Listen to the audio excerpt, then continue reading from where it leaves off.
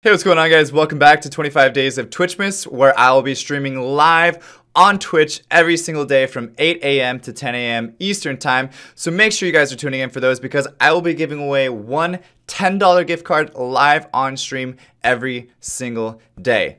Also, I will be giving away 2 Samsung tablets at the end of this month on Christmas Day, one for YouTube and one on Twitch. Now, to win the tablet that I'll be giving away on YouTube, all you have to do is be subscribed to my channel and also comment on the video below. The more videos you comment on throughout the month will actually give you a higher chance to win the tablet, so make sure you're saying something on every video. And then to win the Twitch tablet I'll be giving away, be sure to tune into my live streams again every day from 8 a.m. to 10 a.m. as well as the one on Christmas Day. But that's it for now, guys. Thank you so much for your participation. I can't wait to see who wins, and let's get into today's video.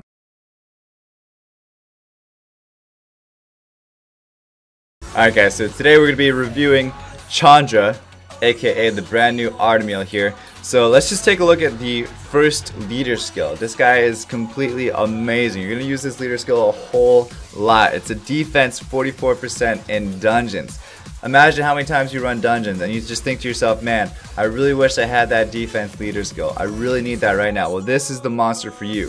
CHANDRA, right there. He scales off HP, so the defense leader skill is actually kind of irrelevant, but it can really help out your other monsters. So if you pair it with ARTAMIEL in like a DB10 run, it'll be really, really good because it's going to have that defense leader skill. It's going to pair well with ARTAMIEL. It's going to pair well with Fengyan. You could bring a lot of other good, solid defense monsters that are going to help you throughout your DB10 team. So we have defense leader skill 44% in dungeons. That's guys, I can't stress you enough. That is probably one of the most OP leader skills in the game because it's defense and it's in the dungeons. You're running dungeons all day long. It's amazing. Okay, so we have Trick of Water. Attacks all enemies with a spell that summons the power of water. This attack has an 80% chance to decrease the target's attack speed for 2 turns. The damage of this skill is proportionate to your max HP. Okay, so we have damage proportionate to your max HP, but we have that defense leader skill. So there's some next level OP strategy shit that's going on right now. Okay, Trick of Water. We got that 10% effect rate. 10% effect rate. That'll give us kind of around that 100% effect rate possibility. So we're going to just be reducing speed, and I think it's actually 10% of 80% and then 10%, so it's like, I think it's actually 96% or something like that. I don't know, it's kind of weird, but here we go. Here's the defend. This is what makes CHANDRA better than ARTAMIEL, this skill right here, because it escorts the allied target for 3 turns and instantly recovers your turn. Receives half of the damage inflicted on the escorted target while making the damage dealt to the escort target to 0. Counterattacks the enemy target. Okay.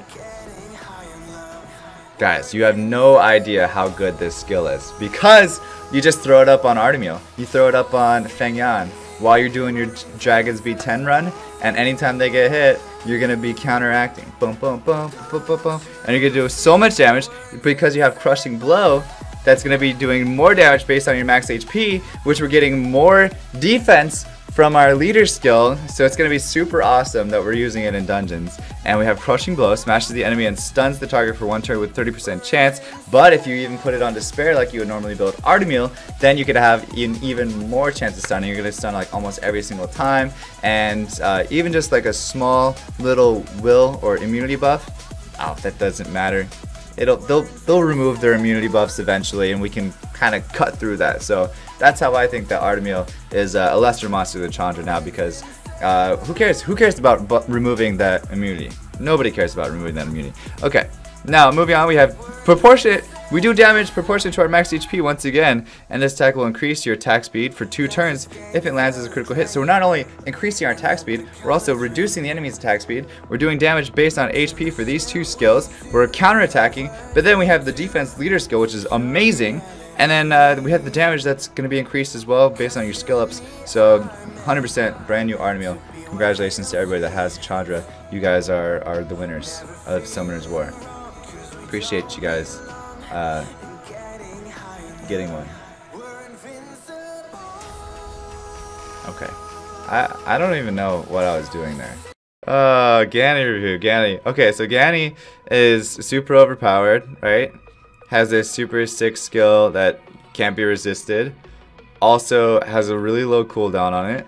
And if you don't have a low enough cooldown, you have Ventilate here to reset it back up to where it needs to be, and that even has a really low cooldown on it. And then you also have this remove beneficial effect where if you have somebody that has will or immunity on, you could just remove it, and then you could just use your third skill because you automatically violent proc every single time on Ganny.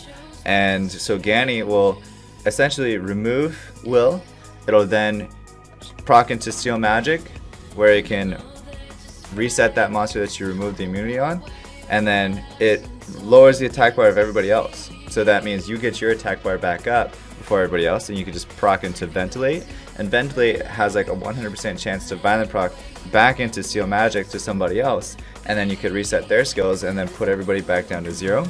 And then next turn you'll have Serenity, you'll proc right back into Ventilate, and then Ventilate, you'll just reset yourself back up again, and then nobody else has any of their skills because you already Steel Magic 2 other monsters, and then you can reset one other monster that has some other irrelevant skill that doesn't really matter anyway because you don't know what else to do.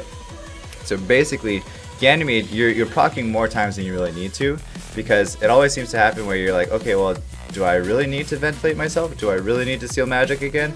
I don't really need to, because I've already violent procced so many times that I'm going to be sealing magic, ventilating, Steel Magic, and you're like, okay, well, I guess I'll just throw a basic attack down until you guys, you know, kind of get your shit together and have your skills again, because I don't really need to Seal Magic anymore because everybody's already sealed magic. And that's Ganymede. Alright, so for Tian Lang, we have this really,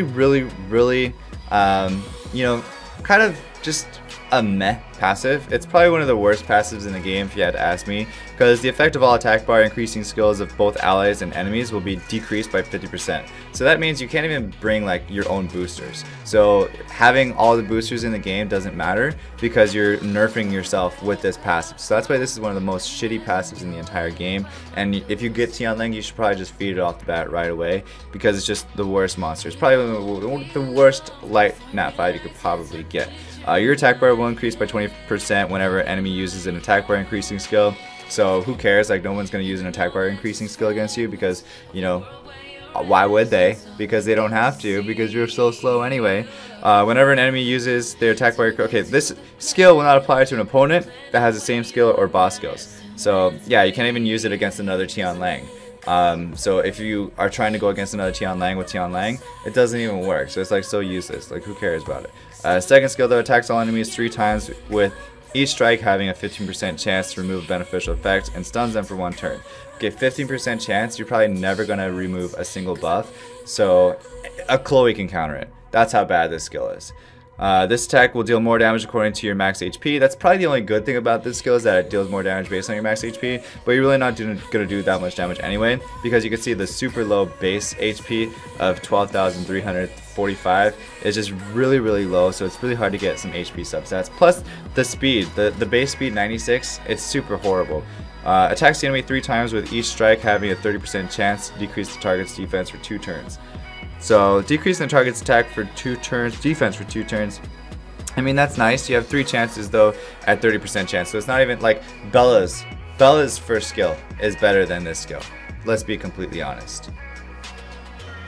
If I were to rune one up, I'd probably rune it nothing and put it in storage with everything else. Like, probably with Pung Bag. What's going on, Soup? It's Claytano. Be sure to subscribe for more content every single day. If you missed yesterday's video, you can check it out here and subscribe to my vlog channel for behind the scenes footage of my life. If you want to stay connected with me personally, go ahead and hit me up on any social media platform at Claytano, and I will see you guys tomorrow.